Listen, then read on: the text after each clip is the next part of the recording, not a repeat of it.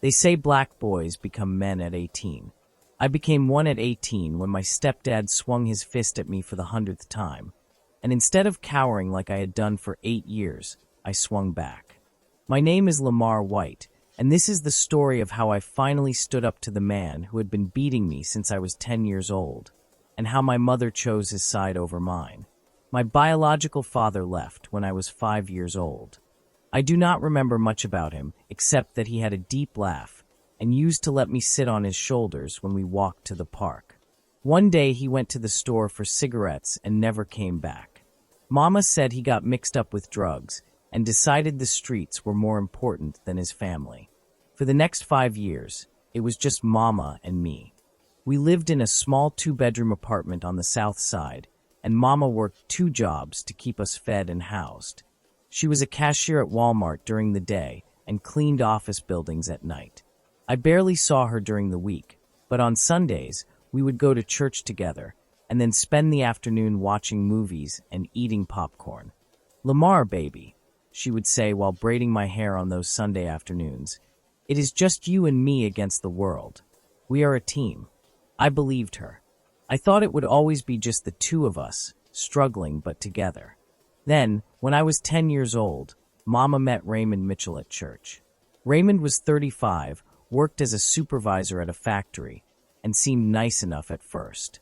He was tall and well-built, always dressed sharp for Sunday service, and he paid attention to Mama in a way that made her smile again. Raymond is a good Christian man. Mama told me after they had been dating for a few months. He has a steady job, he does not drink or do drugs, and he wants to take care of us. I do not need anyone to take care of us, Mama. We do fine on our own. Baby, I am tired. I am tired of working 2 jobs, tired of struggling to pay rent, tired of doing everything by myself. Raymond wants to marry me and help us have a better life. They got married 3 months later in a small ceremony at the church. Raymond moved into our apartment, and at first, things seemed better. Mama was able to quit her night cleaning job because Raymond's salary covered our expenses. We had money for things we had never been able to afford before: new clothes, better food, cable television. But I noticed changes in Mama's behavior almost immediately. She started deferring to Raymond on every decision, even small ones about what we would eat for dinner or what television show we would watch. She became quieter, less likely to laugh at my jokes or talk about her day. When I asked her about it, she said she was just adjusting to married life. The first time Raymond hit me, I was 10 years old and had forgotten to take out the trash. It was a Thursday evening, and I had been so focused on finishing my homework that the chore completely slipped my mind. "Boy, did you take out the trash like I told you to?" Raymond asked when he got home from work. "No, sir. I forgot. I will do it right now." "You will do it right now? What kind of answer is that? When I tell you to do something, you do it. You do not forget." "I am sorry, sir. I was doing my homework." That was when his hand connected with the side of my head, a sharp slap that made my ears ring and brought tears to my eyes. "Do not give me excuses. Get that trash out right now, and do not ever forget again." I stumbled toward the kitchen, my head throbbing and my vision slightly blurred. Mama was standing at the stove cooking dinner, and she had witnessed the entire exchange. "Raymond, he is just a child," she said quietly. "He is old enough to follow simple instructions. If you had been stricter with him before I came along, I would not have to correct his behavior now." That night, as I lay in bed nursing the side of my head that still ached from Raymond's slap, I heard my parents arguing in their bedroom. "You cannot hit him like that," Mama was saying. "A boy needs discipline, Gloria. Your soft approach is why he is disrespectful and forgetful." "He is not disrespectful. He is a good kid who forgot to do a chore." "Well, he will not forget next time." I wanted Mama to stand up for me more forcefully, to tell Raymond that he was not allowed to hit me. But her protests were weak and ineffective, and by the next morning, everyone was acting like nothing had happened. That first slap set a pattern that would define the next 8 years of my life. Raymond used physical punishment for any perceived disrespect, forgetfulness, or failure to meet his expectations. and his expectations were impossibly high and constantly changing. If I did not clean my room exactly the way he wanted, he would hit me. If I talked back or questioned his authority, he would hit me. If I got a grade lower than a B on my report card, he would hit me. If I was too loud, too quiet, too slow, too fast, or simply in his way when he was in a bad mood, he would hit me. The hits escalated over time. What started as slaps to the head became punches to the body. Open-handed strikes became closed-fisted blows. Occasional punishments became regular occurrences. By the time I was 12, I had learned to read Raymond's moods and anticipate his violence. I could tell by the way he walked through the door whether it was going to be a bad night. I could hear the tension in his voice when he was looking for a reason to hit me. I became an expert at making myself small and invisible, trying to avoid giving him any excuse to use his fists. But no matter how careful I was, I could never be perfect enough to avoid his violence entirely. There was always something I did wrong, always some reason for him to assert his dominance through physical pain. The worst part was not even the physical abuse itself. The worst part was watching Mama make excuses for him. "Lamar, you need to follow Raymond's rules better," she would say after particularly bad beatings. "He works hard to provide for us. The least you can do is respect his authority in this house. Mama, he gave me a black eye because I left my backpack on the couch. You should have put it away like he asked you to. He would not have to discipline you if you listened the first time. This is not discipline. This is abuse. Do not use that word. Raymond is your father now, and fathers have the right to discipline their children as they see fit. He is not my father. He is just some man you married who likes to hit me." That conversation earned me another beating when Raymond got home. Mama had told him what I said, and he decided I needed to learn respect. As I got older and bigger, Raymond's violence became more intense, as if he was trying to compensate for the fact that I was no longer a small child who could be easily controlled. By the time I was 15, I was 5'9" and about 150 pounds. Raymond was 6'2" and 220 pounds, so he still had a significant physical advantage, but the gap was narrowing.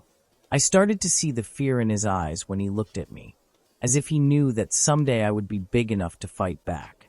And I think that fear made him more aggressive, more determined to keep me beaten down physically and psychologically before I became a real threat to his authority. The beatings left marks that I had to hide at school. Bruises on my arms and legs that I covered with long sleeves and pants even in summer.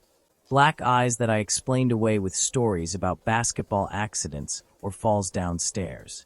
A cracked rib that I told the school nurse I got from a skateboarding mishap. Teachers noticed but rarely pushed back when I gave them my rehearsed excuses. In a neighborhood where violence was common and families were private about their problems, asking too many questions about suspicious injuries was considered inappropriate and intrusive. One teacher did try to intervene. Mr. Washington, my 10th grade English teacher, pulled me aside after class one day when I winced while picking up my backpack. "Lamar, is everything okay at home?" he asked. "Yes, sir. Everything is fine. Because if you are dealing with anything difficult, there are resources available. People who can help." "I appreciate that, Mr. Washington, but I am fine. Really." He looked at me for a long moment, and I could see that he did not believe me. But without concrete evidence or my cooperation, there was nothing he could do. "Okay, Lamar, but my door is always open if you need to talk." I wanted to tell him everything. I wanted to describe the years of beatings, the constant fear, the way Raymond's fists had become such a normal part of my life that I could not remember what it felt like to feel safe in my own home. But I could not, because telling Mr. Washington would mean getting Child Protective Services involved. It would mean breaking up my family and possibly ending up in foster care. It would mean Mama having to choose between me and Raymond, and I was terrified that she would choose Raymond. So I kept my mouth shut and continued to endure Raymond's violence, counting down the days until I turned 18 and could legally leave. The beatings continued through my sophomore, junior, and senior years of high school. But something shifted during those years. I started working out, building muscle and strength from playing basketball and doing push-ups and pull-ups in my room. By my senior year, I was 6 feet tall and 175 pounds of lean muscle. I was still smaller than Raymond, but I was no longer the scrawny 10-year-old boy he could easily overpower. And we both knew it. The power dynamic in our house began to change. Raymond still hit me, but less frequently and with more calculation, as if he was testing to see if I would finally fight back. And I could see the fear in his eyes growing stronger, the awareness that his window of physical dominance was closing. "You think you are a man now because you lift some weights," he would taunt me during arguments. "You are still just a boy who lives under my roof and eats my food." "I am 18 in 3 months, I would respond. "Then I am out of here." "Where are you going to go? You do not have any money, any job prospects, anything. You need me whether you want to admit it or not." He was right about that, which made me even angrier. I had been working part-time at a fast food restaurant to save money for moving out, but minimum wage did not accumulate quickly enough. By my calculations, I would need at least 6 more months after turning 18 to save enough for first month's rent and deposit on an apartment. 6 more months of living with Raymond's violence felt like an eternity. My 18th birthday fell on a Saturday in March. I had been planning for this day for years, imagining it as a kind of liberation, even though I knew the practical reality was that nothing would actually change until I could afford to move out. Mama made my favorite breakfast, pancakes with bacon and eggs, and gave me a card with $50 inside. "Happy birthday, baby," she said, hugging me. I cannot believe my little boy is 18 years old. Raymond did not acknowledge my birthday at all. He sat at the kitchen table reading the newspaper and drinking coffee, acting like it was just another Saturday. After breakfast, I went to my room to call some friends and make plans to hang out later. I was sitting on my bed talking on the phone when Raymond barged into my room without knocking. "Get off that phone and come help me move some furniture in the garage," he said. "I will be there in a few minutes." "I am on the phone. I did not ask you to come in a few minutes.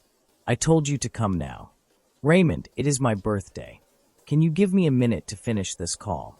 "Your birthday does not mean you get to ignore me when I tell you to do something." "I said I will be there in a few minutes," I repeated, turning back to my phone conversation.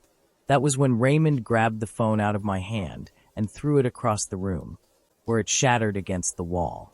"When I tell you to do something, you do it immediately. I do not care if it is your birthday." I stood up from my bed, and for the first time in 8 years, I looked Raymond directly in the eye without fear. "I am 18 years old now. You do not get to order me around anymore. Boy, I do not care how old you are. As long as you live under my roof, you do what I say. Then maybe I should not live under your roof anymore." Raymond's face twisted with rage, and I saw his hand clench into a fist. I had seen that look hundreds of times before, and I knew what was coming next. He swung at me, aiming for my face just like he had done so many times over the past 8 years. But this time was different. This time, I was not a helpless 10-year-old boy. This time, I was 18 years old, 6 feet tall, and strong enough to defend myself. This time, I blocked his punch and swung back. My fist connected with Raymond's jaw, and I felt the impact reverberate up my arm. He stumbled backward, shocked that I had actually fought back after years of taking his abuse without resistance. "You little," he started to say, but I did not let him finish. 8 years of rage, humiliation, and pain exploded out of me in that moment. I swung again and again, landing punches to his face and body, unleashing all the violence he had inflicted on me over the years. Raymond tried to fight back, but he was off balance and surprised. He was used to hitting a cowering child, not a young man who was fighting back with fury and determination. We crashed around my small bedroom, knocking over furniture and breaking things. I could hear Mama screaming from somewhere in the house, but I could not stop.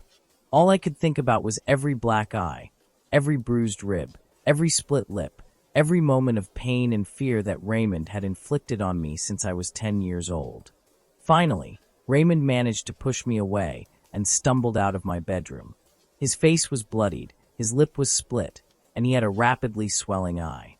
"You are going to regret that," he said, spitting blood on the floor. "I have been regretting every day I have spent in this house for the past 8 years," I replied. Mama appeared in the doorway, her face pale with shock and fear. "What happened?" she asked. "What did you do?"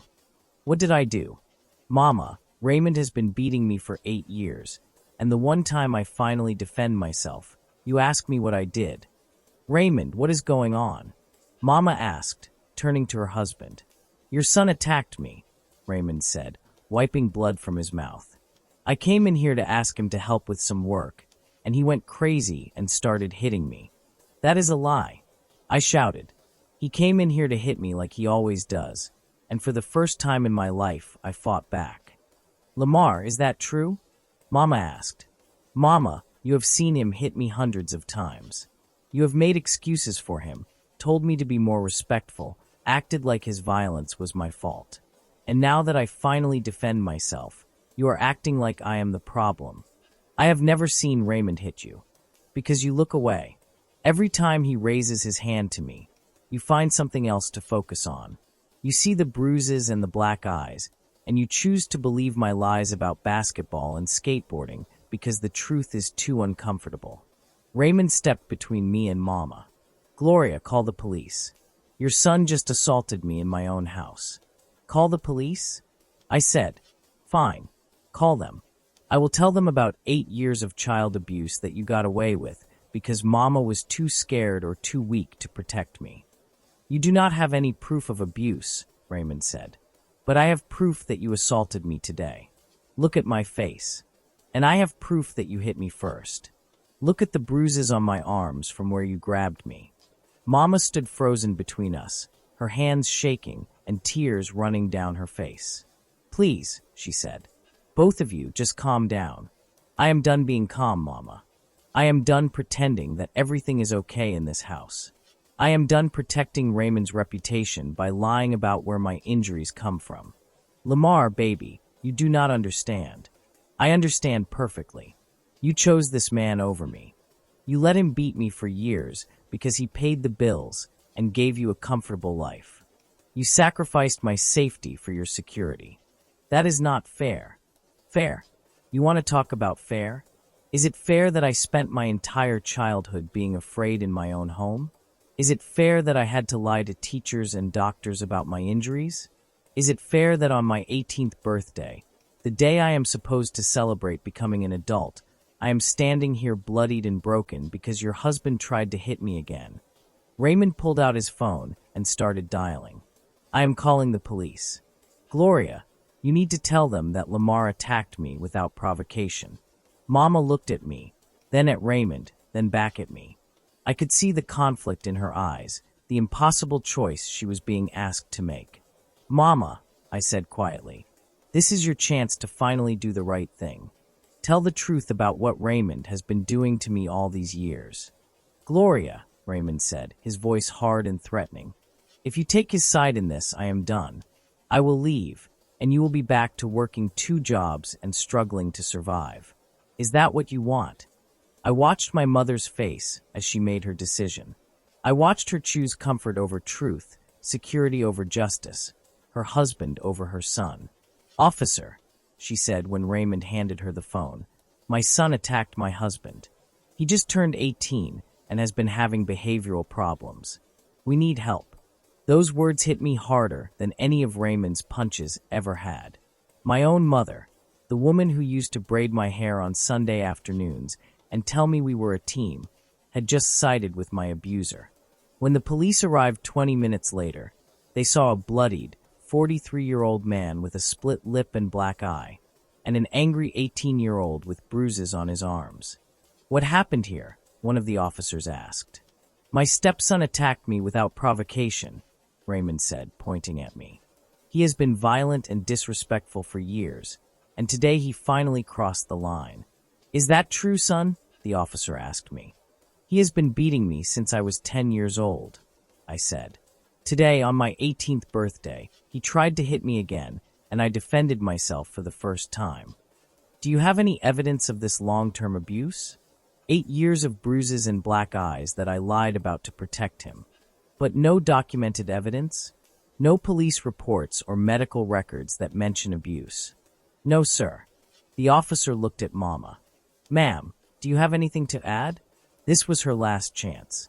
Her final opportunity to tell the truth and protect me the way a mother is supposed to protect her child. My son attacked my husband, she said. I saw the whole thing. The officer sighed and turned to me. Son, I am going to have to take you down to the station. You are being charged with assault. Are you going to charge him with 8 years of child abuse? I asked. Without evidence or witnesses, I cannot do anything about allegations of past events. But I can do something about what happened today. As the officer put handcuffs on me and led me out of the house, I looked back at Mama one last time. I will never forgive you for this, I said. She started crying, but she did not try to stop them from taking me away. I spent that night in jail, my 18th birthday ending in a holding cell instead of the celebration I had imagined. The next morning, I was arraigned and released on my own recognizance with a court date set for 2 months later. I could not go back to the house. Even though the charges against me would probably be dropped or reduced, I could not face Mama after her betrayal. I called my friend Marcus, whose family agreed to let me stay with them temporarily while I figured out my next steps. Over the next few weeks, I learned more about the legal system than I ever wanted to know. The assault charge against me was reduced to disorderly conduct after my public defender negotiated with the prosecutor. Because I was a first-time offender and there were indications of a history of domestic issues in the home, the judge sentenced me to community service and anger management classes instead of jail time. Mr. White, the judge said during my sentencing hearing, I am going to give you a break because I suspect there is more to this story than what is in the official record. But let me be clear. No matter what happened in the past, taking the law into your own hands is not acceptable. If you were being abused, you should have reported it to the authorities. I tried to protect the family by staying silent, Your Honor, I said. I realize now that was a mistake. After the hearing, my public defender pulled me aside. Lamar, I know you said your stepfather was abusing you for years. Is that true? Yes, ma'am. Why did you never report it? Because I was afraid. Afraid of foster care, afraid of breaking up my family, afraid that Mama would hate me. And now I realize that protecting my abuser was not loyalty to my family. It was betrayal of myself. I never went back to that house. With help from Marcus's family and some teachers from my high school who learned about my situation, I was able to finish my senior year while working full-time to save money for my own place. Mama called me several times in those final months before graduation, but I never answered. She sent letters that I threw away without reading. She tried to come to my graduation, but I told the school security not to let her in. I had nothing left to say to the woman who chose her abusive husband over her own son. After graduation, I moved into a small studio apartment and enrolled in community college. I worked full-time at a warehouse to pay for rent and tuition, determined to build a life that did not depend on anyone who had failed to protect me. It was not easy. There were nights when I could barely afford food, mornings when I was exhausted from working and studying, moments when I questioned whether my pride was worth the struggle. But I never regretted my decision to stand up to Raymond and refuse to return to a home where I was not safe. I never regretted cutting off contact with Mama after she chose her husband's comfort over her son's well-being. About 6 months after I moved out, I got a call from a number I did not recognize. Against my better judgment, I answered. Lamar, it is your Mama. I almost hung up, but something in her voice stopped me. What do you want? I need to talk to you about what happened. There is nothing to talk about. You made your choice. Baby, please. Just give me 5 minutes. I sighed. Fine. 5 minutes. I am sorry, she said, her voice breaking. I am sorry for not protecting you. I am sorry for choosing Raymond over you. I am sorry for lying to the police. You are sorry now. Where was that sorry when I was 10, 12, 15 years old and Raymond was beating me? I was scared, Lamar. I was scared of being alone again, scared of going back to working 2 jobs and struggling to pay rent. So you let him beat me to avoid struggling? You thought my safety was worth less than your comfort. I thought I could manage the situation. I thought if you just followed his rules and did not provoke him. Do not put this on me. I was a child. It was your job to protect me, not to teach me how to avoid provoking my abuser. Mama was quiet for a long time. You are right. I failed you as a mother. I chose my own security over your safety, and there is no excuse for that. Why are you calling me now? Because I left Raymond. I finally realized that a man who would beat a child for 8 years is not a man worth staying with. And I realized that I lost my son because I was too weak to stand up for what was right. You did not lose me, Mama. You chose to give me away. I know, and I do not expect you to forgive me. But I wanted you to know that I am sorry and that I am getting help. I am seeing a therapist to understand why I enabled Raymond's abuse for so long. That is good, Mama.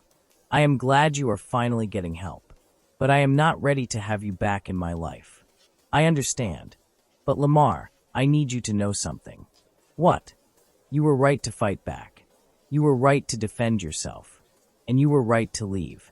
I am proud of the man you have become, even though I do not deserve any credit for it. After that phone call, Mama and I slowly started rebuilding our relationship. It took years of therapy, honest conversations, and Mama taking accountability for her choices. Even now, our relationship is different than it was before Raymond entered our lives. There is a distance, a wariness, a recognition that the bond between mother and child was broken in ways that can never be fully repaired. But we are trying. And that is more than I thought would be possible on that 18th birthday when she chose Raymond over me. As for Raymond, I heard through mutual acquaintances that he remarried a few years after Mama left him. I hope his new wife does not have children, but I know that even if she does, there is nothing I can do to warn her. Some people have to learn their own lessons about trusting men who hide violence behind respectability. Today, I am 24 years old and working as a counselor for young men who have experienced domestic violence. I share my story with teenagers who are living through the same nightmare I survived, and I help them understand that fighting back, whether literally or by reporting abuse to authorities, is not wrong. You are not responsible for your abuser's violence, I tell them, and you are not disloyal to your family by protecting yourself. Real family protects you. Real family does not ask you to accept abuse for their comfort. The most important lesson I learned from my experience is that becoming a man is not about turning 18 or being able to physically defend yourself. Becoming a man is about having the courage to stand up for yourself even when the people who are supposed to love you want you to stay silent. On my 18th birthday, I finally found that courage. And even though the decision to fight back cost me my relationship with my mother and forced me into a difficult period of homelessness and struggle, I have never regretted standing up to Raymond. Because some things are worth fighting for, even when fighting means losing people you love. Your safety is worth fighting for. Your dignity is worth fighting for. Your right to live without fear in your own home is worth fighting for. Raymond thought he could control me forever through violence and intimidation. He thought that as long as he was bigger and stronger, I would never have the courage to resist. He was wrong. And every young person who is enduring abuse needs to know that their abusers are wrong too. You do not have to accept violence. You do not have to protect people who hurt you. And you are not betraying your family by refusing to be a victim. The 8 years I spent enduring Raymond's abuse were the hardest years of my life. But the moment I fought back and chose my own well-being over my family's comfort was the moment I became the man I was always meant to be. A man who refuses to accept abuse. A man who stands up for himself and others. A man who understands that real strength is not about dominating people weaker than you, but about protecting people who cannot protect themselves. That is the man I am today. And that is the man I will continue to be for the rest of my life. There are more stories like mine, guys who refused to stay silent, who broke the cycle instead of repeating it. Two of them are right here on your screen. Click the one that speaks to your own fight. And if you want to walk with a community that knows sometimes saving your family means stopping them, tap the bell. I will see you in the next one. Thanks for watching.